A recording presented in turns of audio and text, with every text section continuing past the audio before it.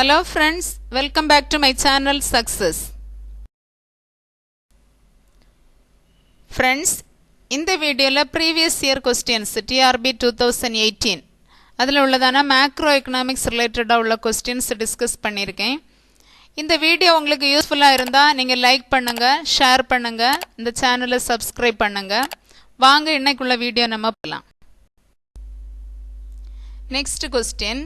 What was determined by the physical or technical condition in Keynesian theory of employment? Slope of aggregate savings, slope of aggregate demand, slope of aggregate supply, slope of total investment. கீன்ஸின் வேலைவாய்ப்பு கோட்பாட்டின் கட்டமைப்பு அல்லது தொழில்நுட்ப நிலை எவற்றை தீர்மானிக்கிறது? தொகு சேமிப்பு சரிவு, தொகு அளிப்பு சரிவு, தொகு தேவை சரிவு, மொத்த செலவு சரிவு. கெய்ன்ஸினுடைய எம்ப்ளாய்மெண்ட் தியரி, அந்த வேலைவாய்ப்பு கோட்பாட்டில் கட்டமைப்பு அல்லது தொழில்நுட்ப நிலை எவற்றை தீர்மானிக்கிறது? கெய்ன்ஸினுடைய வேலைவாய்ப்பு கோட்பாடு என்பது இஃபெக்டிவ் டிமாண்ட், அதன் அடிப்படையில் உள்ளது. கெய்ன்ஸினுடைய வேலைவாய்ப்பு கோட்பாடு உறுதி தேவை, எஃபெக்டிவ் டிமாண்ட் அப்படின்னு சொல்றது உறுதி தேவை அல்லது பயனுள்ள தேவை, அதன் அடிப்படையில் அமைந்துள்ளது. இந்த உறுதி தேவை இஃபெக்டிவ் டிமாண்ட் என்பது அதை நிர்ணயிக்கக்கூடியதான இரண்டு காரணிகளின் அடிப்படையில் உள்ளது. Aggregate demand, aggregate supply. தொகு தேவை, தொகு அளிப்பு அல்லது மொத்த தேவை, மொத்த அளிப்பு. ஆக்ரிகேட் டிமாண்ட்னு சொல்லக்கூடியது the total demand for goods and services at any given price level. ஒரு குறிப்பிட்ட விலையில் ஏற்படக்கூடியதான மொத்த தேவையை தான் நம்ம ஆக்ரிகேட் டிமாண்ட் அப்படின்னு சொல்றோம்.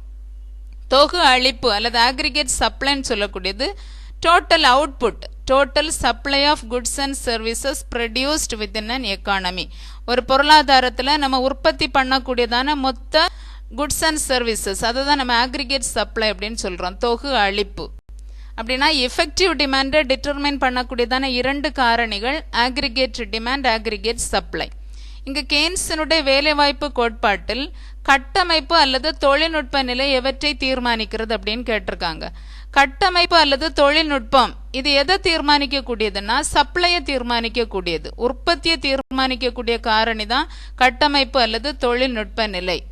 ஸோ இங்கே கெய்ன்ஸின் வேலைவாய்ப்பு கோட்பாட்டின் கட்டமைப்பு அல்லது தொழில்நுட்ப நிலை தொகு அளிப்பு சரிவை தீர்மானிக்கிறது. Slope of aggregate supply. Option C. Next question. What is called as the process by which an economy moves from the state of disequilibrium to equilibrium? Dynamics of adjustment, statics of adjustment, adjustment in money market, adjustment in product market.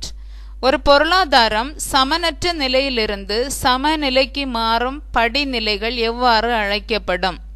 இயக்கநிலை ஈடு செய்தல், இயங்காநிலை ஈடு செய்தல், பணச்சந்தை ஈடு செய்தல், பொருள் சந்தையில் ஈடு செய்தல். ஒரு பொருளாதாரம் சமனற்ற நிலையிலிருந்து சமநிலைக்கு மாறும் படிநிலைகள், டிஸ்இக்விலிபிரியம் அந்த ஸ்டேட்ல இருந்து இக்விலிபிரியம் ஸ்டேட்டுக்கு போகக்கூடியதான அந்த நிலையை நம்ம என்னன்னு சொல்லுவோம்? Dynamics of adjustment. Disequilibrium, equilibrium. Equilibrium சொல்லும்போது the state in which market supply and demand balance each other.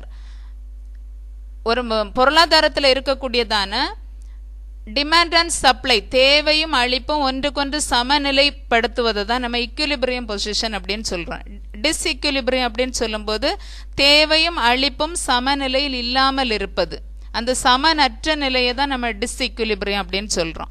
அப்படி சமற்ற நிலையிலிருந்து சமநிலைக்கு மாறக்கூடியதான என்னென்ன ஸ்டேஜஸ் இருக்குதோ அதை நம்ம இயக்க நிலை ஈடு செய்தல், டைனமிக்ஸ் ஆஃப் அட்ஜஸ்ட்மெண்ட் அப்படின்னு சொல்றோம். இங்க இயங்கா நிலை ஈடு செய்தல் அப்படின்னா ஸ்டாட்டிக், ஸ்டாட்டிக்னா நிலையா இருக்கக்கூடியது, அது இங்க சரியில்லை. பணச்சந்தை ஈடு செய்தல் அது மணி மார்க்கெட்ல வரக்கூடியது, பொருள் சந்தை ஈடு செய்தல் குட்ஸ் மார்க்கெட்ல வரக்கூடியது. அப்ப இங்க கரெக்ட் ஆப்ஷன் இயக்க நிலை ஈடு செய்தல், dynamics of adjustment. Next question. What is the main weakness of Hicks theory of business cycle? Both multiplier and accelerator are equal to 0. Both multiplier and accelerator remain constant. both multiplier and accelerator are increasing, multiplier and accelerator are decreasing. Higgins வாணிப சுழற்சி கோட்பாட்டின் பலவீனம் என்ன? பெருக்கி மற்றும் முடுக்கி இரண்டுமே பூஜ்ஜியத்திற்கு இணையாக உள்ளது. பெருக்கி மற்றும் முடுக்கி இரண்டுமே நிலையாக உள்ளது. பெருக்கி மற்றும் முடுக்கி ஆகிய இரண்டுமே உயரும். பெருக்கி மற்றும் முடுக்கி ஆகிய இரண்டுமே குறையும். Hicks theory of business cycle. ஹிக்ஸின் வாணிப சுழற்சி கோட்பாடு. அந்த கோட்பாட்டில் ஹிக்ஸ் எதை யூஸ் பண்ணியிருக்காங்கன்னா, மல்டிப்ளையர் அண்ட் ஆக்சிலரேட்டர், பெருக்கி மற்றும் முடுக்கி, இந்த இரண்டையும் ஒருங்கிணைத்து சொல்லியிருக்கக்கூடியதான ஒரு கான்செப்ட் தான் ஹிக்ஸினுடைய வாணிப சுழற்சி கோட்பாடு. இந்த இரண்டினுடைய மதிப்பும் அவர் கான்ஸ்டண்டாக இருக்கும் அப்படின்னு சொல்லியிருக்கிறார் அவருடைய கோட்பாட்டில். Multiplier and accelerator remain constant.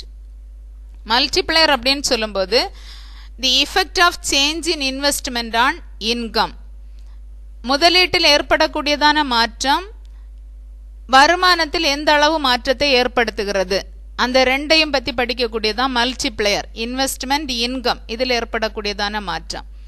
Accelerator அப்படின்னு சொல்லும்போது the effects of a change in consumption on investment, நுகர்வில் ஏற்படக்கூடியதான மாற்றம் எவ்வளவு முதலீட்டில் மாற்றத்தை ஏற்படுத்துகிறது, அதுதான் ஆக்சிலரேட்டர், முடுக்கி.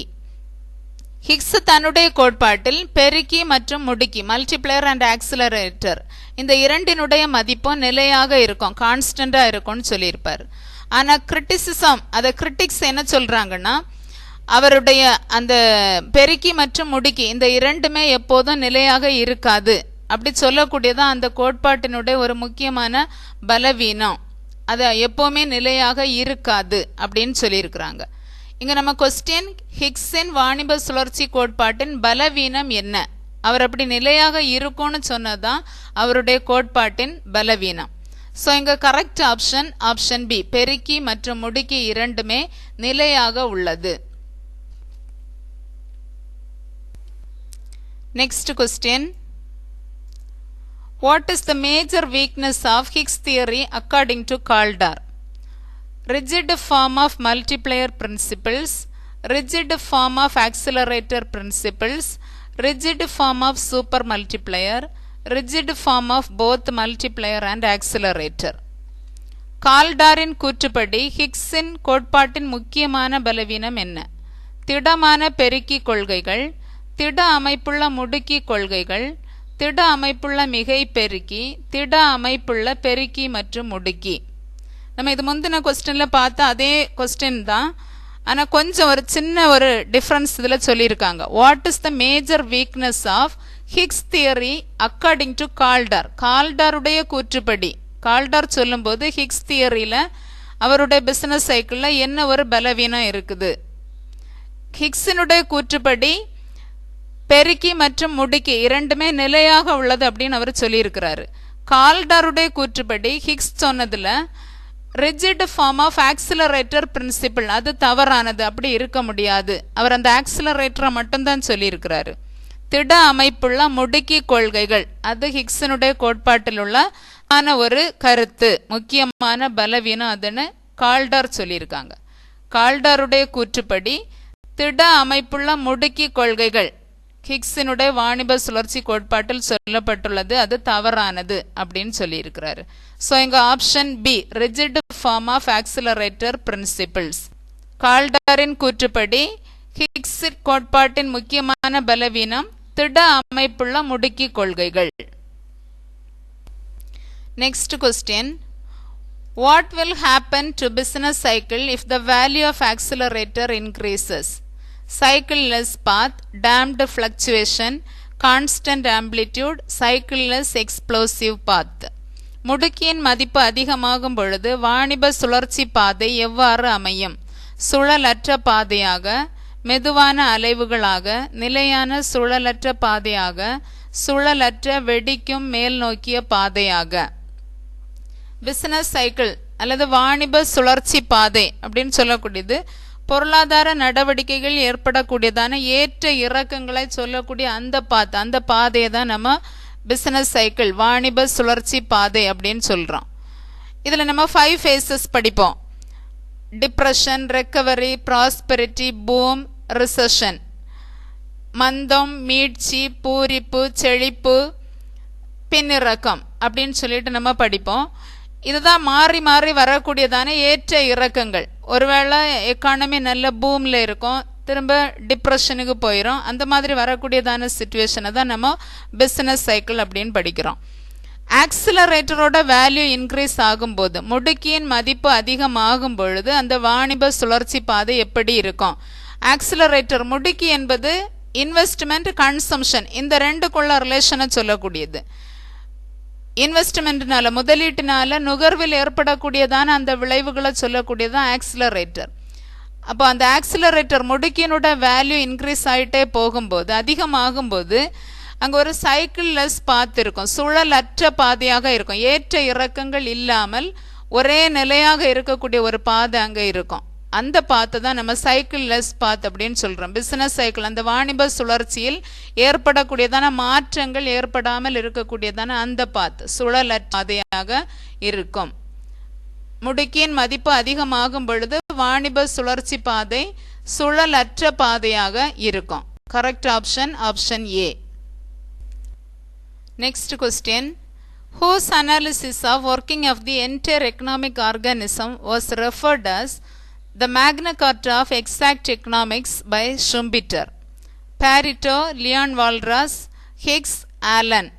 எவருடைய முழுமையான பொருளாதார கட்டமைப்பு வேலை பகுப்பாய்வை பொருளாதாரம் பற்றிய சரியான கோட்பாட்டின் மகா சாசனம் என ஷும்பிட்டரால் வர்ணிக்கப்பட்டது? Pareto, Leon Walras, Allen, Hicks. Leon Walras அவர்களுடையதான பொருளாதார கட்டமைப்பு வேலை பகுப்பாய்வு, அதுதான் நம்ம general equilibrium analysis, Walrasian general equilibrium analysis அப்படின்னு சொல்கிறோம். அதை தான் மேக்னா கார்ட்டா ஆஃப் எக்ஸாக்ட் எக்கனாமிக்ஸ் அப்படின்னு ஷும்பிட்டர் சொல்கிறார். லியோன் வால்ராஸுடைய general equilibrium theory. Next question. What is the assumption about the level of unemployment in determining the demand for productive resources by the firm in Walrasian model?